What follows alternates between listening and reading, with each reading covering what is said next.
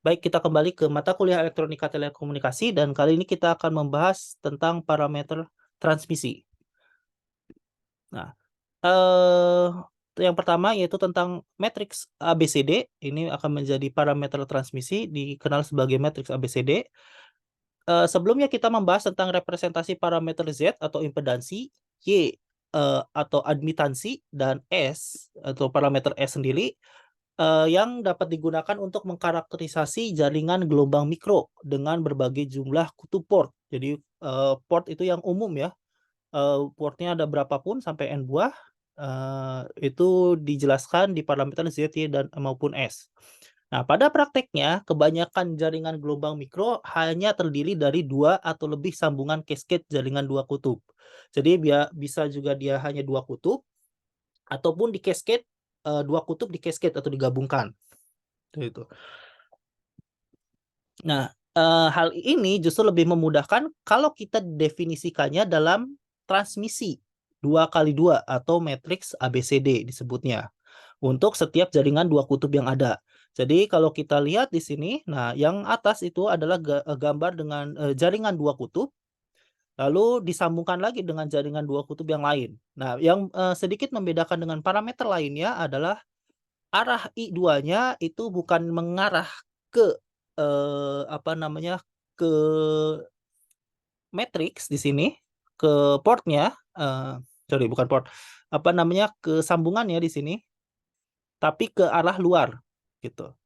Kalau di S, khususnya kita Z, Y, S itu dia, masuk ke dalam, bukan keluar. Sehingga kalau kita gabungkan dengan, port 2 kutub yang lain, dikaskedkan seperti ini, maka kita bisa melihat I1 adalah arus masukan untuk, jaringan pertama, seperti ini, dan I2 adalah keluaran dari jaringan pertama, dan I2 pula menjadi masukan atau input dari jaringan kedua, dan I3 adalah keluaran dari jaringan ketiga. Sehingga ini bisa langsung, kita menghitungnya, menggabung bagian ini, jaringan satu dengan jaringan 2. Nah, seperti itu tanpa harus, menghitung I2-nya terlebih dahulu misalnya. Jadi, kita definisikan misalnya sebagai jaringan 2 kutub dalam bentuk tegangan total dan arus total, yaitu bentuknya seperti ini, dengan matriksnya seperti ini. Jadi ini, agak sedikit berbeda, yaitu V dengan I, dan di sini V2 dengan I2. Jadi antara, tegangan total dan arus total. Nah, ini matriksnya, ABCD. Nah, kalau bentuknya cascade seperti ini, buat cascade, maka kita punya matriks yang pertama di sini untuk, bagian yang pertama, jaringan pertama adalah yang ini, dan jaringan yang kedua adalah yang ini. Nah, seperti itu. Dan kalau kita substitusikan antara, keluarannya dengan, keluaran di jaringan pertama dan, masukan di jaringan kedua, maka kita dapatkan bentuk yang seperti ini. Jadi seolah-olah ini adalah, eee, gabungan keduanya, matriksnya bisa digabung seperti ini tanpa perlu kita menghitung tegangan atau arus yang ada di antaranya, gitu. Jadi ini, lebih mudah dalam perhitungan, transmisi. Nah, ya oke. Nah ini ya, jadi bisa lebih mudah. Nah, eee, parameter ABCD untuk beberapa rangkaian 2 kutub bisa kita lihat seperti ini. Kalau dia hanya terdapat impedansi di, impedansi satu impedansi ataupun di rangkaian seri, nah pada bagian, arusnya, maka bentuknya akan seperti ini. Nanti kita akan lihat dapat dari mana sih cara menghitung ini. Kalau dia, adanya, secara paralel seperti ini, maka ABCD parameter nilainya menjadi seperti ini. Nah, ini untuk yang, apa namanya, eee, strip line seperti ini. Nah, bentuknya seperti ini. Jadi di sini ada suatu media dengan, impedansi intrinsiknya adalah Z0 dan perlambatan gelombangnya adalah beta, maka ABCD-nya parameternya seperti ini. Ini untuk, trafo N/1. Nah, ini bentuknya akan seperti ini, tergantung dari jumlah lilitannya. Lalu ini untuk yang P network atau jaringan P, dan ini adalah untuk yang T network. Nah, bentuknya akan seperti ini. Jadi nanti ada kaitannya antara parameter ABCD dengan parameter admitansi dan juga parameter impedansi. Ya, tentu karena impedansi ada kaitannya dengan S, ya semuanya akan saling berkaitan. Nah, contoh ini untuk menentukan parameter ABCD, misalnya kita punya impedansinya di sini hanya satu bagian di sini. Nah, yang pertama kita tentukan dulu tegangan dan arusnya seperti apa. Nah, ini adalah tegangan dan arusnya yang mengalir. Dan matriksnya adalah yang seperti ini. Maka untuk menghitung A, yang ini A, artinya kita melihat masukan V1 dengan keluaran V2 dan I2 diterminasi. Gitu, diterminasi jadi E2-nya dinolkan. Gitu.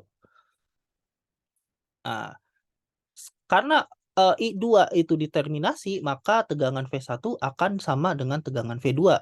Sehingga V1 per V2 yaitu adalah sama dengan 1. Nah, untuk mencari yang B, sama seperti mencari A, yaitu kita melihat rasio antara V1 dengan I2 saat V2 diterminasi. V2 diterminasi berarti ini dibuat short circuit ya, dinolkan. Nah, kita lihat bahwa I2 ini besarnya akan sama dengan I1. Dan arus ini tentu besarnya akan sebanding dengan tegangan dan resistansi ini. Nah, jadi I2 akan sebanding dengan V1 per Z. Jadi V1 dibagi V1 per Z hasilnya adalah Z. Jadi B adalah impedansi di sini. Nah, begitu juga untuk C, berarti ada rasio antara I1 dibagi V2 saat I2-nya diterminasi atau dinolkan. Nah, karena I1 ini sama dengan I2 dan I2-nya diterminasi, jelas-jelas artinya hasilnya akan 0. Seperti itu. Dan yang terakhir D adalah I1 dibagi I2 saat V2-nya diterminasi. Nah, karena I1 sama dengan I2 kan hanya seperti ini kan rangkaiannya. Maka nilai D ini adalah 1. Sehingga kita dapatkan parameter ABCD-nya adalah 1, Z, 0, dan 1 matriksnya. Nah, seperti itu cara mencarinya. Begitu juga akan sama dengan yang sebelum-sebelumnya, yang tadi ya, bentuk yang lainnya. Perhitungannya akan mirip seperti itu. Oke, nah ini adalah konversi ya antara parameter jaringan dua kutub. Misalnya S kita ingin Z ingin dikonversi ke S, maka S11 nilainya akan seperti ini, S12 dan seterusnya. Seperti itu. Jadi kalau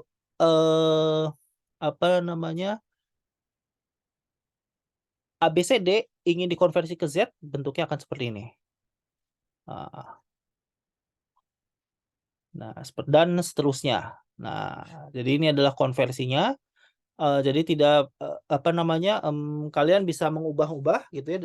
Kita butuhnya parameter apa yang lebih enak untuk dihitung, tergantung kebutuhannya. Apakah kalau misalnya kita ingin membuat suatu ingin mengukur performa dari suatu antena atau performa dari bumbung gelombang seperti itu, biasanya kita menggunakan S11. Jadi di pengukurannya menggunakan kemarin vektor network analyzer, kita dapatkan berapa koefisien pantul, berapa koefisien transmisi S11, S12, S21 dan S22. Dan biasanya kalau antena hanya ya kalau mau semuanya diukur ya S11 sampai S22 ya. Tapi umumnya biasanya S11 sampai dengan S12 kalau untuk antena. Kalau bumbung gelombang semua karena bolak-balik. Kalau antena kan ditransmisikan ya. Jadi, buat ditransmit ke udara, jadi hanya S11 dan S12. Nah, kalau kalian ingin melihat Z-nya, transmisi parameter parameter impedansinya gitu ya dari S11, maka kita bisa menghitungnya sebagai seperti ini gitu. Nah, kalau ingin dilihat gitu ya, mengubah dari parameter S ke parameter Z dan seterusnya. Nah, di sini rangkaian sebanding untuk jaringan dua kutub. Jadi biasanya untuk jaringan dua kutub ini adalah contohnya adalah transisi antara dua bidang yang berbeda, misalnya kabel koaksial dan jalur microstrip. Kalau kalian membuat contohnya antena microstrip ataupun bukan hanya antena ya, bisa juga filter microstrip, maka kalian akan menyambungkannya dengan kabel koaksial gitu. Kabel koaksial dari suatu tempat lain, atau bumbung gelombang biasanya sumbernya itu menggunakan kabel koaksial juga. Nah, maka ini akan terbentuk jaringan dua kutub antara koaksial lain dengan microstrip lain. Bentuknya ilustrasi secara black box-nya kita akan melihatnya seperti ini. Black box itu berarti kita tidak tahu rangkaian di dalamnya ini seperti apa. Yang penting kalau kita ukur, nanti kita bisa dapatkan berapa koefisien pantulnya, berapa koefisien misalnya S11, berapa koefisien transmisinya S12, ataupun ke arah sebaliknya. Nah, maka bentuknya akan seperti ini. Nah, dalam beberapa kasus, ini adalah bisa kita dapatkan rangkaian sebandingnya. Rangkaian sebanding dari transisi antara koaksial lain dan microstrip lain, yaitu berupa bentuknya ini adalah P network. Jadi kita melihat tadi P network yang di sini menggunakan pure reaktif ya, pure reaktif, yaitu induktor dan kapasitor. Nah, ini salah satu rangkaiannya gitu. Kalau kita misalnya hanya butuh pengukurannya saja, karakteristiknya saja, biasanya black box-nya cukup. Karena dalam beberapa kasus ini rangkaian sebanding ini akan sulit ya untuk dilihat bentuknya seperti apa gitu. Nah, ini ya. Nah, di sini pada akibat adanya ketidakkontinuan antara transisi dari koaksial dengan microstrip line gitu, ada kemungkinan terjadinya di ketidakkontinuan itu dia akan menyimpan medan listrik ataupun medan magnet sehingga menyebabkan efek yang reaktif seperti itu. Makanya di sini kapasitif dan induktif ya, sifatnya reaktif. Nah, dalam beberapa kasus jaringan dua kutub, kita dapat mendeskripsikannya dalam bentuk parameter impedansi ataupun parameter admitansi. Misalnya untuk jaringan resiprokal, yaitu kita bisa melihatnya sebagai jaringan yang ke kiri ataupun ke kanannya itu sama, ataupun ya kalau dalam hal ini bisa dikatakan simetris nggak ya? Satu enggak. Jadi kita jangan bilang simetris ya. Resiprokal gampangnya adalah kalau dia dalam bentuk impedansi maka Z12 akan sama dengan Z21, dan dalam bentuk admitansi maka Y12 akan bentuk Y21 sama dengan Y21. Nah, maka dia bisa direpresentasikan secara alamiah menjadi jaringan T untuk yang admitansi, yang impedansi, dan jaringan P atau P network untuk yang admitansi. Nah, bentuknya seperti ini. Ini mudah dilihat. Jadi yang ini kita bisa melihatnya sebagai lebih enak dilihatnya dalam parameter admitansi. Nah, kalau dia jaringannya lossless atau lossless itu apa ya? Tidak ada kerugian, tidak ada atenuasi, maka rangkaiannya bisa dipersimpel, disederhanakan rangkaian sebandingnya, sehingga impedansi dan admitansi menjadi murni imajiner. Jadi gambaran seperti ini adalah gambaran untuk lossless gitu. Kalau kalian mengingat kembali tentang lamp sirkuit, nah, bahwa di sirkuit itu kita melihat adanya resistor ataupun induktor dan kapasitor. Nah, resistor itu diakibatkan oleh adanya loss atau kerugian. Itu sehingga kalau kita sifatnya lossless ataupun tanpa kerugian, tanpa atenuasi, maka bagian resistor itu bisa dihilangkan sehingga rangkaian menjadi pure reaktif saja. Ya. Sehingga nanti rangkaian akan sebanding jaringan T dan jaringan P yang seperti tadi itu menjadi murni elemen reaktif. Seperti itu. Makanya di sini bahwa rangkaian sebanding ini belum tentu akan didapatkan selalu bentuk seperti ini, walaupun kita bisa melakukan pendekatan ya menjadi yang lossless, tapi tidak selalu bentuknya akan seperti ini, gitu. Dan memang lebih sering gitu ya, kita hanya melihatnya sebagai black box dari parameter S gitu ya. Jadi hanya pada saat diukur nanti kita bisa melihat berapa koefisien refleksi, berapa koefisien transmisinya.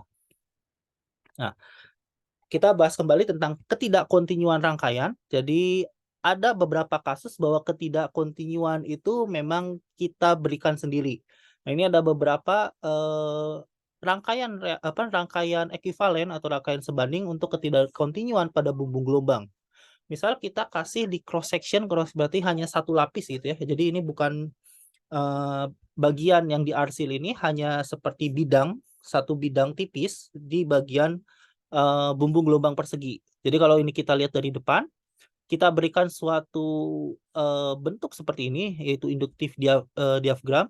Jadi ada bidang yang bersifat induktif, maka rangkaian sirkuitnya adalah seperti ini. Nah, ini ya. Jadi seolah-olah dia diparalelkan dengan induktor. Kalau di bagian atas seperti ini, jadi di bagian yang lebarnya, maka dia seolah-olah paralelkan dengan induktor. Kapasitor ya. Atau ada yang dibuat seperti ini. Nah, atau bentuknya lingkaran. Ini gabungan antara induktor dan kapasitor. Atau kita bisa mengubah tinggi dari si bumbung gelombang tersebut. Yang tadinya tinggi lebih besar, ini menjadi lebih kecil. Ini beberapa teknik yang dilakukan untuk biasanya nanti mengubah mode ya. Mengubah mode propagasi gelombang dalam bumbung gelombang. Seperti itu. Nah, untuk kasus ini maka dia memiliki impedansi karakteristik yang berbeda masing-masing untuk yang lebih besar dan yang lebih kecil ini, dan diparalelkan dengan induktor. Nah, sedangkan kalau yang diubah adalah lebarnya, ini menjadi diparalelkan dengan induktor. Tadi saya nggak salah nyebut ya, ini kapasitor ya, dan ini induktor. Nah, kira-kira seperti itu. Nah, sedangkan pada jalur transmisi atau microstrip line, maka biasa diberikan bentuk ketidakkontinuan yang itu disebut sebagai microstrip ujung terbuka. Nah, ini biasanya kalau kita menggunakan microstrip line ya, salah satu bentuknya, maka ini ekuivalennya adalah seperti rangkaian yang ujungnya itu dikasih kapasitansi. Itu. Sedangkan untuk gap, bentuk gap seperti ini, dan ini sangat umum sekali ditemui dalam microstrip line, termasuk pada filter gitu ya. Untuk mendapatkan nilai kapasitansi, kalian kalau ingat kembali tentang pembuatan perancangan filter itu umumnya hanya terdiri dari induktor ataupun kapasitor dan juga resistor ya. Nah, dalam microstrip line maka kapasitor itu bisa diekuivalenkan atau disebandingkan dengan gap pada microstrip seperti ini. Nah, sehingga kita melihat rangkaian ekuivalennya adalah bentuk jaringan Pi atau Pi network dengan kapasitor seperti ini. Nah, ada juga kasusnya dia di pertipis seperti ini. Nah, ini sangat umum ya kalau kalian membuat entah itu microstrip antena ataupun ya filter, microstrip filter, maka biasanya ini yang paling sering ditemui adalah kalau kita menghubungkan bagian antenanya, microstrip line antena dengan bagian konektor untuk mendapatkan matching impedance 50 ohm. Biasanya ini dibuat berbeda di bagian microstrip line-nya. Nah, ini rangkaian sebandingnya adalah gabungan T-network antara induktor dengan kapasitor. Jadi perubahan lebar seperti ini. Nah, atau kalau misalnya kalian ingin membuat elemen array gitu ya, antena array yang sangat banyak dan kita membutuhkan pembagi tegangan seperti itu, dia maka dibuat T, ataupun memang antenanya dia 2 gitu ya. Nah, dia memfungsi 2 fungsi yang berbeda dan lain sebagainya. Nah, bentuknya akan menjadi T-junction seperti ini. Nah, ini untuk coax to microstrip. Jadi ada apa namanya, ada metode untuk, eksitasinya, waktu microstrip-nya ini lewat bawah. Biasanya saya waktu, perancangan microstrip, lingkaran, gitu ya. Jadi microstrip lingkaran bukan yang persegi. Nah, di sini. Nah, biasanya ini koaksialnya itu dari bawah, mungkin dari sini, di bawah sini, gitu. Berarti background-nya dicongkel sama bagian, dielektriknya dicongkel, lalu langsung ditempelkan ke bagian patch antenanya. Seperti itu. Jadi tidak menggunakan microstrip line, atau mungkin ya sebenarnya, ya tergantung ya, bisa di tengah ataupun di pinggir, tergantung kebutuhannya seperti apa. Atau bisa juga entah itu, mau yang patch-nya persegi ataupun lingkaran, dia tetap dari samping. Jadi ini microstrip line-nya, lalu konektornya di bagian sini. Nah, ini konektornya, seperti itu. Nah, untuk yang coax to microstrip seperti ini, maka bentuknya akan, menjadi seperti P-network dengan gabungan antara induktor dan kapasitor, seperti ini. Nah, lagi-lagi memang sebagian besar gitu ya, kita biasanya tidak perlu menghitung atau melihat, rangkaian ekuivalennya. Kadang langsung aja diperhitungkan, diperkirakan berapa lebarnya, nanti kan, untuk microstrip line itu ada, perhitungannya untuk mendapatkan, 50 ohm gitu ya, untuk mendapatkan, matching impedance 50 ohm, berapa lebar yang dibutuhkan dan lain sebagainya. Jadi hanya perlu, melihat dari situ. Ya, penurunannya memang dari sini. Begitu juga dengan gap pada microstrip, nanti ada perhitungannya sendiri nanti di, microstrip line, berapa impedansi yang sesuai gitu dari gap-nya. Jadi ada ukurannya, berapa jaraknya, dan lain sebagainya, berapa lebarnya dan lain sebagainya. Nah, di sini, dalam beberapa kasus kita perlu membelokkan microstrip ya, sepertinya contohnya ini ya. Nah, tapi bahayanya kalau kita melakukan pembelokan yang seperti ini, hanya kotak saja, nah ini ada akibatnya, yaitu dia akan menghasilkan reaktansi parasitik yang menyebabkan, terjadinya perbedaan atau perubahan fasa dan amplituda, gitu. Jadi yang masuk dari sini berapa, misalnya akibat pembelokan sini, dia akan berubah. Jadi ada mungkin, perubahan bisa teratenuasi gitu ya, dan lain sebagainya. Nah, itu yang berubah adalah amplituda dan fasa, sehingga nanti kita harus menghitung kembali. Ingat bahwa di microstrip line ataupun untuk, microwave, perubahan fasa sedikit saja itu bisa sangat mempengaruhi amplituda ya, bisa sangat mempengaruhi, gitu. Jadi itu harus sangat hati-hati. Nah, kalau, perubahannya itu cukup signifikan menyebabkan nanti, amplitudanya pun turun secara drastis, seperti itu. Atau mungkin ya yang diterimanya bisa menjadi masalah. Nah, lalu input dan output tidak match, yaitu bisa tidak match kan akibat dari ya tadi kan, terjadi perubahan, fasanya pun bisa berubah, amplituda berubah, dan input dan output-nya juga tidak match, akibatnya amplitudanya bisa semakin turun lagi. Dan terjadinya kopling dan radiasi semu. Jadi dia, tidak benar-benar kopling ataupun, radiasi, tapi menghasilkan bentuk seperti itu. Jadi kalau kita lihat nanti, terlihat ada, radiasinya, tapi itu, bukan radiasi yang diinginkan. Nah, ini mengakibatkan performa dari microstrip-nya menjadi berkurang atau rusak, seperti itu. Nah, untuk mencegahnya maka bisa kita lakukan dengan, dibengkokkan dengan jari-jarinya harus lebih dari 3 kali lebar ini. Ini untuk mengurangi, tidak benar-benar sampai menghilangkan, tapi bisa mengurangi, reaktansi parasitik tersebut. Atau dibuat, metered bands, jadi dia dicuplik. Nah, dicuplik, dipotong. Atau dipotong tapi band-nya atau beloknya tidak sampai 90 derajat.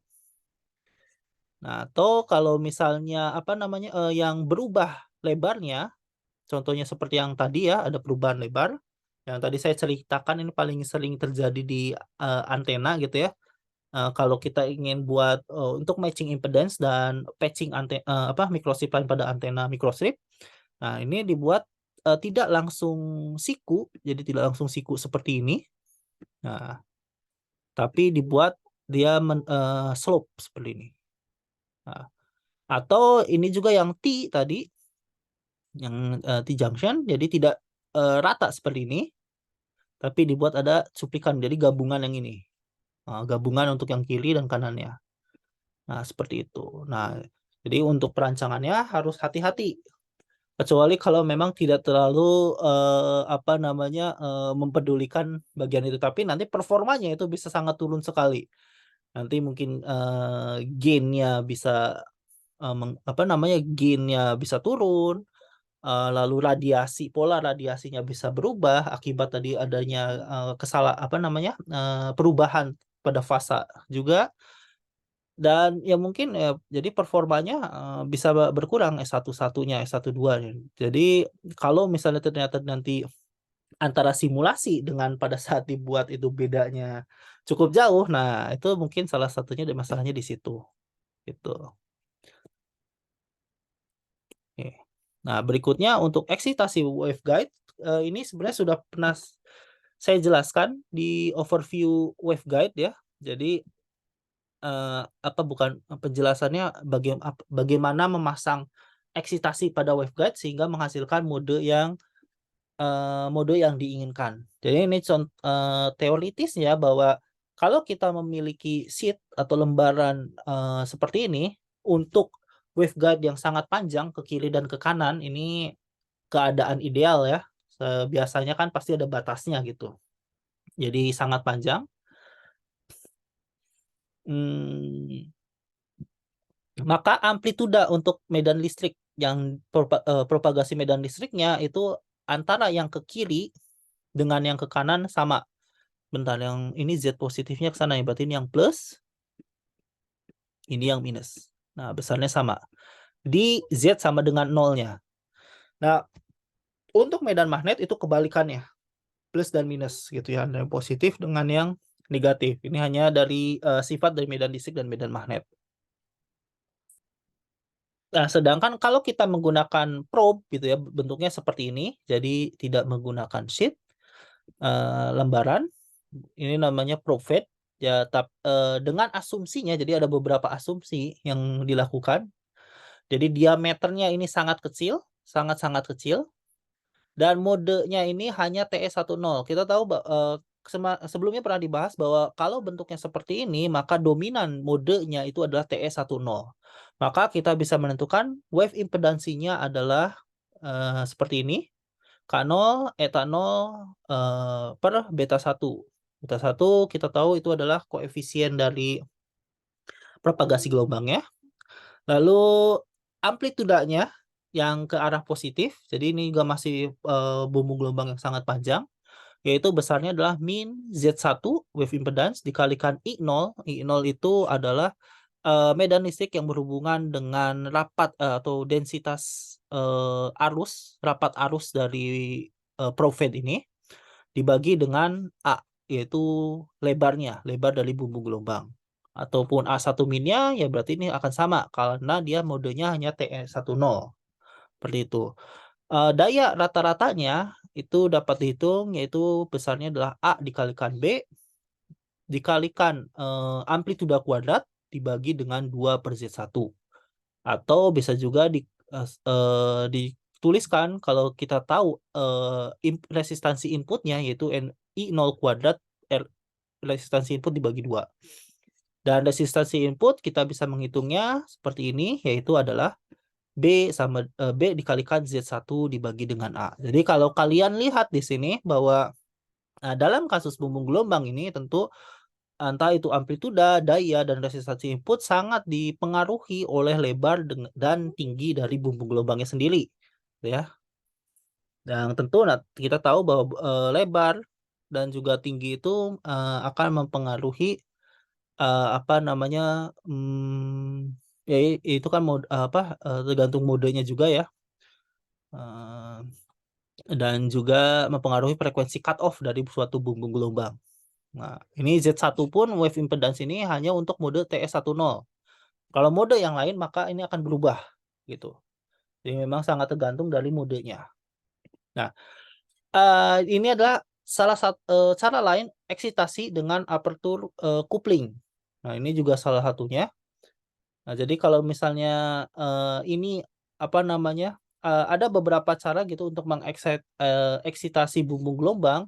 Tentu secara ideal kita tidak bisa mendapatkan bumbung gelombang yang sangat panjang ke arah kanan dan ke kiri gitu ya. Nah, misalnya ini tengah-tengahnya diberikan lembar sumber arus seperti itu. Nah, kalau di simulasi itu memungkinkan dilakukan cara seperti ini gitu. Tapi secara nyata tentu kita harus memasukkan probe pada suatu titik tertentu. Nah, ini salah satunya misalnya dibuat cavity di sini, lubang di sini ada suatu lembaran konduktor. Nah, nanti sumbernya itu akan lewat sini sehingga disesuaikan dengan mode yang kita inginkan. Misalnya hanya TE10, maka harus disesuaikan posisinya. Jadi posisi probe itu akan sangat penting kalau kita membicarakan adanya batasan di belakang ataupun ya di dekat probe tersebut gitu ya. Jadi tak terbatas gitu. Nah, atau juga menggunakan seperti ini. Jadi ada 2 buah waveguide, ini waveguide 1 dan waveguide 2 ditumpangkan dan diberikan suatu lubang aperture di sini. Nah, atau ini microstrip dan juga ini waveguide dan juga microstrip gitu ya. Ini microstrip 2 dan di sini lubangnya itu dari ground plane-nya. Jadi ground plane-nya dilubangi antara microstrip 1 dengan microstrip 2. Ini juga akan menyebabkan eksitasi. Jadi kalau kalian kalau kalian mencari tahu gitu ya tentang teknik eksitasi antena, khususnya antena ya yang kayaknya karena microstrip antena dibuatnya lebih murah dibandingkan kita membuat waveguide, dan penelitiannya cukup banyak ya yang fabrikasi microstrip antena. Ada contoh antenanya itu patch-nya di atas tapi microstrip lainnya itu di antara 2 dielektrik gitu. Nah, itu pun adalah salah satu teknik gitu ya. Jadi dia lewat di antara 2 dielektrik. Di bawahnya ground plane seperti itu. Jadi ada beberapa cara untuk mengeksitasi.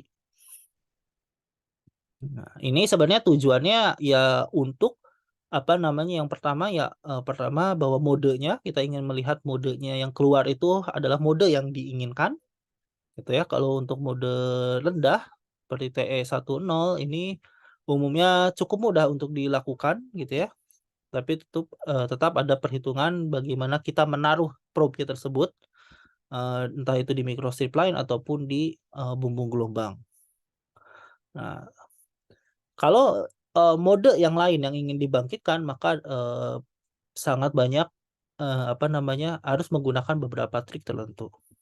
Nah, gambarannya, jadi kalau kita menggunakan suatu aperture ataupun bagaimana medan listrik dan medan magnet itu bekerja di dekat dinding konduktor, maka kalau misalnya dia full konduktor, medan listrik, nah ini ya, jadi medan listriknya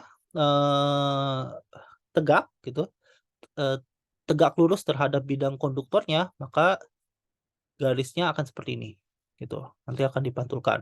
Sedangkan untuk medan magnet dia paralel dengan medan konduktornya. Nah, kalau dia diberikan diberikan lubang seperti ini, diberikan aperture, maka dia akan masuk ke sini kemudian kembali lagi muter seperti itu. Jadi bentuknya dia akan seperti ini. Nah, kalau dia diberikan di sini adalah suatu arus polarisasi listrik yang tegak lurus dengan medannya, maka jadi ini misalnya seperti probe. Nah, maka bentuknya akan seperti ini, gitu. Medan listriknya. Nah, medan magnet kalau dia diberikan aperture maka medan magnet yang paralel dia akan membelok seperti ini. Gitu. Jadi nanti kita mempunyai arah medan magnet yang seperti ini. Nah, ini gini. Kalau yang ini kan berarti gini ya. Ini terus dan seterusnya. Ini juga ke sini. Nah, ini akan sangat menentukan misalnya pembangkitan modenya gitu. Nah, ini seperti ini terus dan seterusnya ya. Nah, kalau dia ada arus polarisasi magnetiknya di sini yang paralel dengan bidang konduktor, maka dia akan bentuknya seperti ini. Jadi ada sumber magnetik di dekat konduktor. Oh, sorry, muternya ke sini ya. Nah, ini kebalikannya. Nah, jadi itu berbeda-beda. Nah, ini ya sebenarnya cara melakukan eksitasi gitu ya. Jadi pada saat memasang probe seperti ini, nah, maka kita akan melihat nanti bentuknya seperti ini ya. Gitu. Untuk membangkitkan TE10. Ini ya kalau probe ya. Medan listrik. Nah,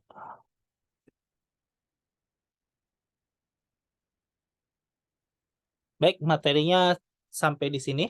Terima kasih atas perhatiannya.